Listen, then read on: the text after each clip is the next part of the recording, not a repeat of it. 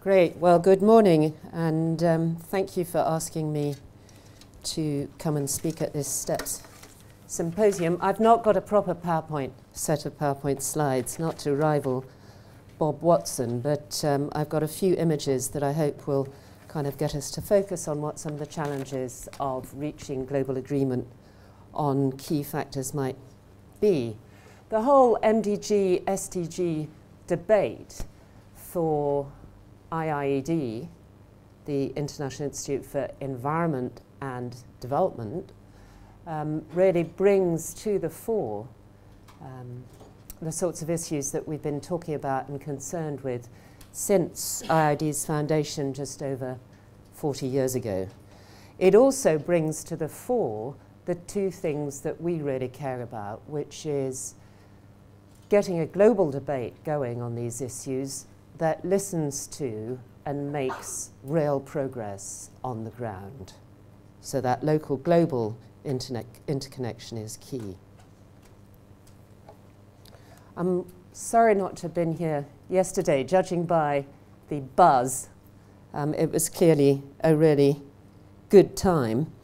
I was tied up with a number of other things, including an event to say goodbye to Professor Sir John Beddington, who's been the UK government chief scientist for the last 5 years, where we were in the august surroundings of the Royal Society. And the exam question for him and for his successor, Mark Alpert, and for the Chief Medical Officer, Sally Davis, was what are the scientific challenges of the 21st century? And he started by outlining what I didn't know, which is that the UK government has something called a National Risk Register. Now, for those of you who run companies or NGOs or sit on boards, you know that we're required to establish, maintain, update, and report on a risk register. So for IIED, we're meant to look at the big things that might impact on our viability as an organisation. So I have to keep an eye on, are we going to get enough funding? What will happen if we fail to find enough? Staff, do we pay them enough? Too much? Too little? Will they go on strike and leave us? Ideas. How are we doing on the ideas front, particularly as we get to be 40 plus? What will happen if we run out of good ideas and so on? And at the UK government level, equally, there's a risk register that has to be reviewed, updated, and actions taken to mitigate risks. And it includes all of the things that you might expect, like food, energy, floods, obesity, financial algorithms, pandemics, volcanoes, solar storms, and so on. And it struck me that much of the SDG agenda should really link to what's on the global risk register. And then I asked myself, where is it? Does anyone know where the global risk register is? Who's been keeping it up to date? And who do they report to? Well, I now know that Bob's been keeping it up to date, but I'm not quite sure who he reports to, and also who's responsible for taking those mitigating actions. Science obviously does have a big role in identifying what should be on the risk register, the problems, and on tracking delivery. And that's key, but only part of helping people to demand accountability from different actors. So what should be on our list of Sustainable Development Goals, and how do they relate to the Global Risk Register? How should they be designed? Whose voices count? And what should be the principles that underlie the SDGs? Well, firstly, what might be on the list? And that everybody's got their own preferred themes. There's a long list in the Rio +20 outcome document that's pretty comprehensive. You can start with food, water, energy, go on to oceans, poverty, health, and so on.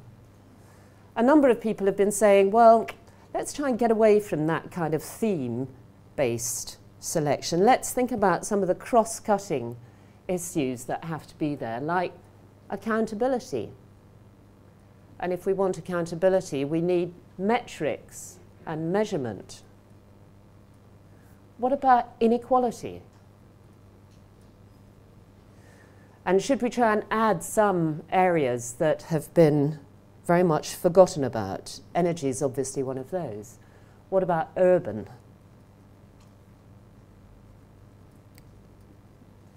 I think everyone recognizes that environment and sustainability need much stronger representation in these goals, but how to integrate them effectively. And there's a big debate going on at present on how ambitious the post-2015 framework should be.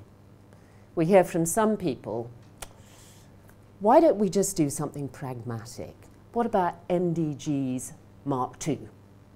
Let's finish off the job. They've been great in focusing attention.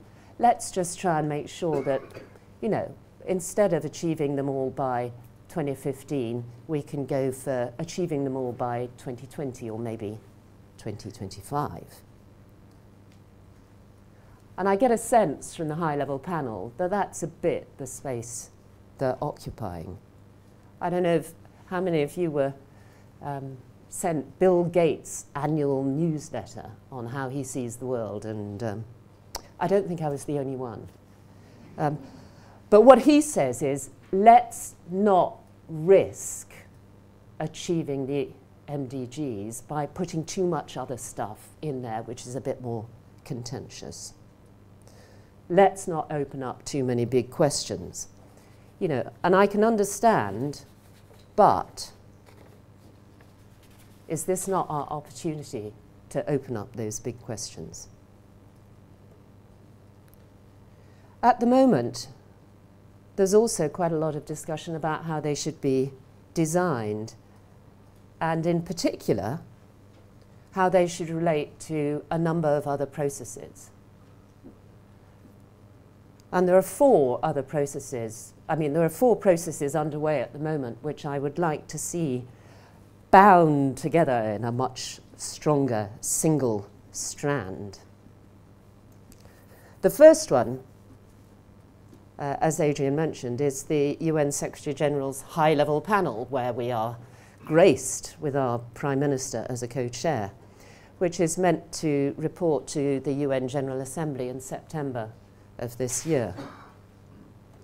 There's the Open Working Group on Sustainable Development Goals to follow up action from Rio+20.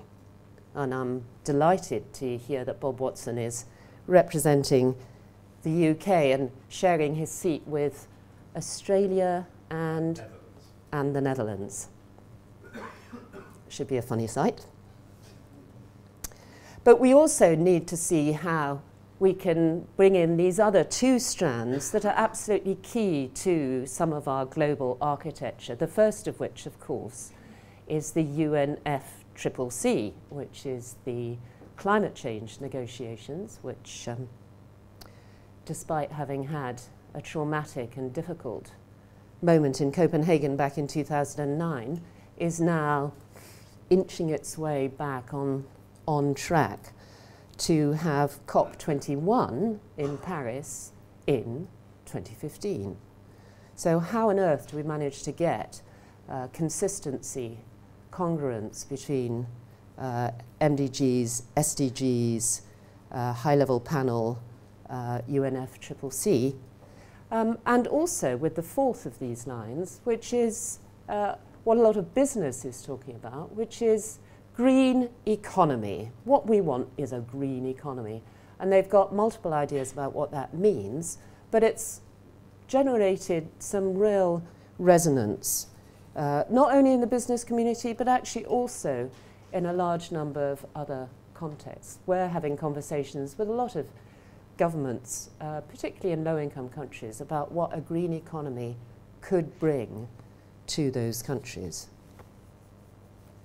There's then a whole set of questions around whose voices count. IIED's focus has been very much on the least developed countries, the poorest 43 nations, mainly in Africa and Asia, but also Haiti. A group whose interests are not always well represented by being lumped with the group of 77. Key characteristics of the LDCs, apart from their low income per head, are they're often highly reliant on aid for government expenditure. They tend to be policy takers, not policy makers.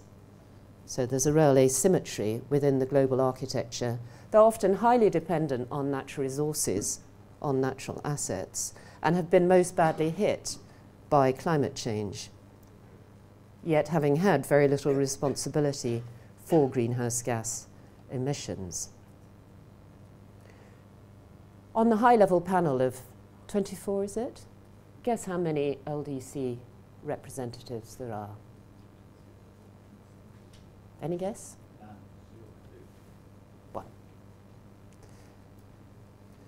So IIED's helped set up an LDC panel of experts, professionals, people with an interest in this field, to bring the priorities and insights from LDCs to that SDG process. And I can see at least one of them here in the room today. What should be the principles on which the SDGs are based? Well, at IIED, we'd argue it must be forward-looking. We should focus on the world of 2030 that we'd be pleased to have our children and grandchildren inherit. Not the late 20th century world, which was the context in which the MDGs were designed, which now looks immeasurably distant. There have been huge shifts in geopolitics and power, big shifts in knowledge and risks. The second principle has to be universality. Change is needed in all nations. Overconsumption is as much a problem as poverty and want. And I see the SDG process as being a wonderful opportunity for people in high-income countries to learn about the world that we actually live in today, rather than the world of white goods of the 1960s, the world in which some politicians seem to live. Other key principles: inequality. It must be seen as a critical factor in driving both poverty and unsustainability. Implementation. I think we need a much better balance between global debate, global negotiations, and an understanding of local and national contexts, structures, ability to define and deliver better livelihoods on the ground. And another principle beginning with I, integration, so that we've got a proper connection between the goals as well as an integration of sustainability and inequality at their heart. Finally, let me turn to some of the hurdles ahead with this process.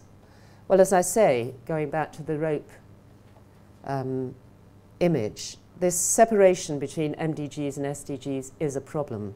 There are different interests, languages, mindsets in each of those processes, and we need to find a way to bind them together with climate and green economy work. A second hurdle is the very low level of energy and momentum in the global process at the moment.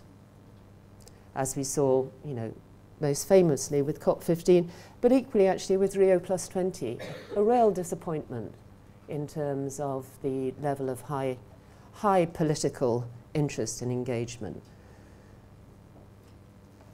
which makes you realize that, having those big global meetings has to be built on a much stronger groundswell of energy, engagement, and interest at local and national levels. Somehow we've got to re-energize that lower level debate.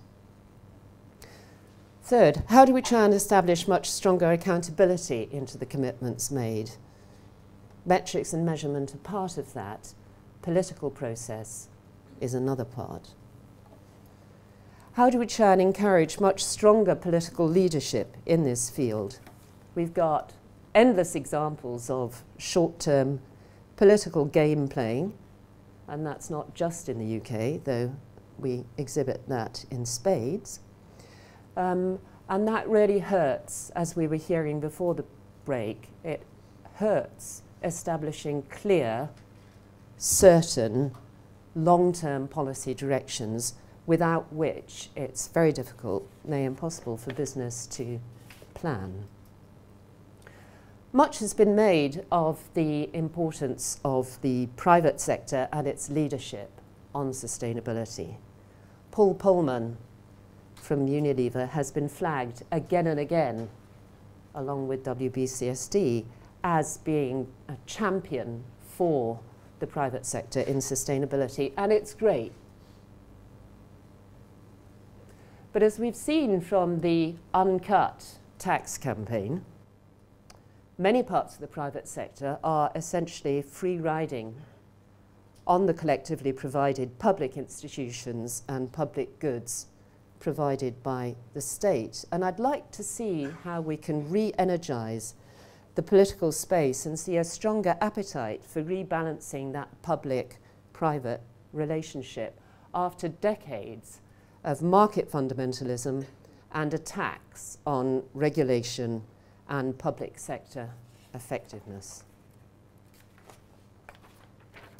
You've only got to look at the banking crisis, the LIBOR scandal, the BP and their actions in the Gulf of Mexico, or most recently, yesterday, in the FT, Standard & Poor's behaviour in terms of their ratings set in ways that were going to be particularly favourable to them.